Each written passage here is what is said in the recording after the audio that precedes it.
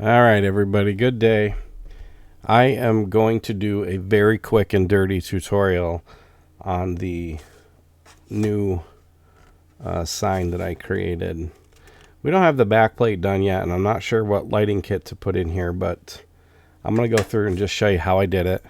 I get a lot of people asking me about it. There's a lot of people that have done this, so I've kind of taken bits and pieces of other people's stuff, so it's pretty straightforward, but it's pretty easy also. So I'm going to start with CorelDRAW. CorelDRAW is a software that I use to design any vector art. All my logos, all those kind of things are all done in this software. And this logo here is the same. I've designed it here years ago, decades perhaps, and there it is. So then I took that logo and I put it right here. I removed all the colors, so I just left with outlines. And then I added 2 more outlines here, 1.2 millimeters each. And these are going to give me the outer wall, the outer shell, and also an inner lip for the back plate. And I'll show you that when I bring it into Fusion. But that's basically where I'm at. Okay, Fusion. Whoa, that's Fortnite. Logos are the same. All right, so when you're in Fusion, what I would suggest is to either use an SVG or a DXF. I have more luck with DXF, so I'll show you how to import that real quick. First, I can show you how to export. Right, so you're going to take everything here, file export, and then you're going to select DXF. Right, I already done this on Zap 2023, so we're just going to use the file that I already created. I'm going to turn my origin on. This is a new drawing here. I'm going to grab this plane, which is X, and Y is green. So this would be looking down in your printer. So I'm going to right click and create a sketch there. And I'm going to go ahead and insert my DXF that I created with CorelDRAW or whatever vector type software you choose, and bring it right in to Fusion. The square box allows you to kind of move this around wherever you want it. I'm going to line it up just basically there and hit OK. And then really the next piece is just a series of extruding these items to create what you want. So what I've done is I've already kind of, just like I said, I want to try to do this quick and dirty. I don't want to get too crazy here, but I've extruded things to give me the bodies that I need. I'm going to turn off my sketch for a minute here. And there's the front body, right? And there's the back plate. And if you see here, the back plate has a little ridge here. I've extruded this little ridge. And, you know, this is the same width on the outside as the other one, which if you see 1, 2, and then 3 outlines, they'll correspond to what I created here. 1, 2, and 3. Make sense? Okay.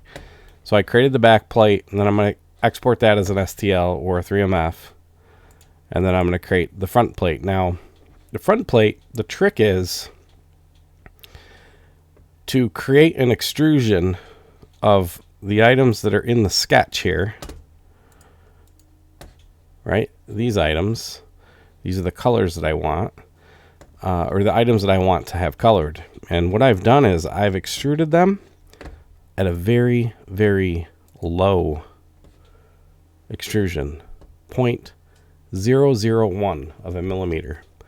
And that's inconsequential as it relates to being built and 3D printed. But it's enough where Bambu Labs thinks there's a different plane there. that makes sense. So when I go to Bambu Labs, after I export this STL, all I'm doing is bringing in the STL already done.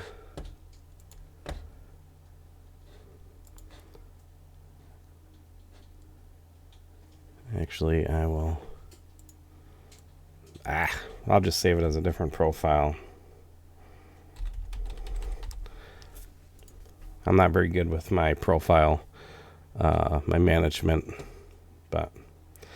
and you're going to be left with this guy, which is basically just what you saw. It's just a black pocket.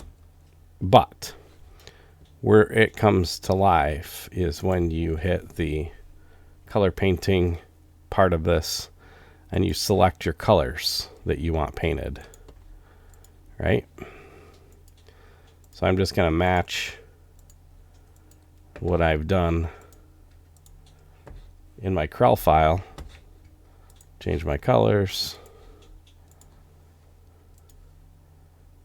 Boom, boom, boom. There's a little guy there. And there's a little guy there. And then my last one is going to be my silk gold. And I missed a red piece, so I'll go back, get my red piece. And there's that. Now I've created the entire thing. Right? Everything's black though. So if I flip this guy over, let's see what this looks like when I rotate it. Oh no, we don't have to do that. We can just flip it, right? We're black.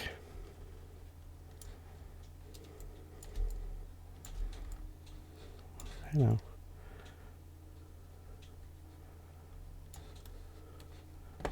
When I go into... I'm just going to flip it over. Sorry. Just trying to go fast, and I wanted to put something out. This back piece here, I'm going to go and paint it white. Now, what that does, let me show you when I slice it. It's not going to let me slice it until I move it onto the build plate.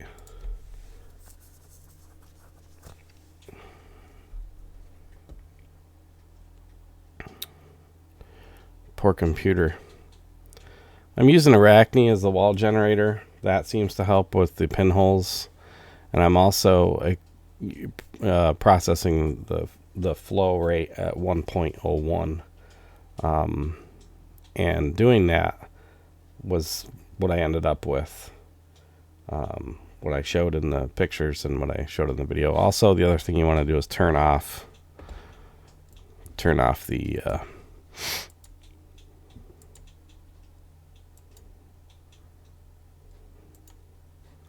find it. I never use it, so the brim is automatic. You want to turn that off.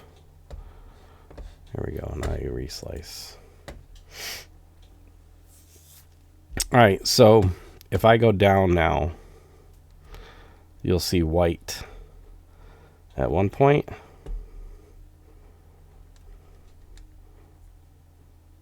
Looks like 2 layers of white, and then right into color. And white again. So I like the white, and I don't know if this really makes a difference. This is still kind of experimental mode for me. But I like the white because I just feel like it's going to diffuse whatever lighting I have in here a little bit better into the colors. And the black is going to keep the diffusion from exiting the enclosure. So everything's going to come out the front. So anyway, that's basically what I've done. The biggest tricks here are to fool Bambu Labs into thinking there's planes so that you can easily color them. Pushing out a little bit more filament so that the holes get, the gaps get filled up.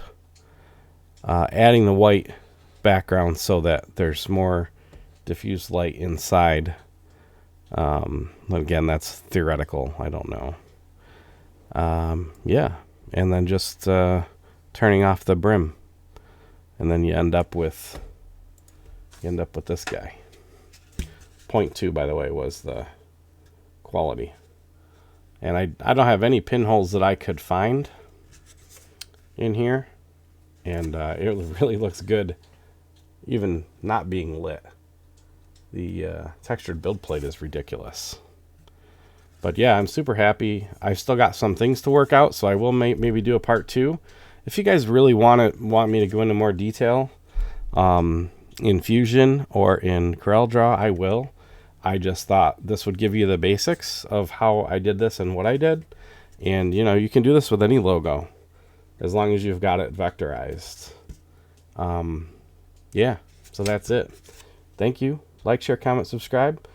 Let me know if you have any questions below, and I'll be happy to address them. Thanks. Have a good one.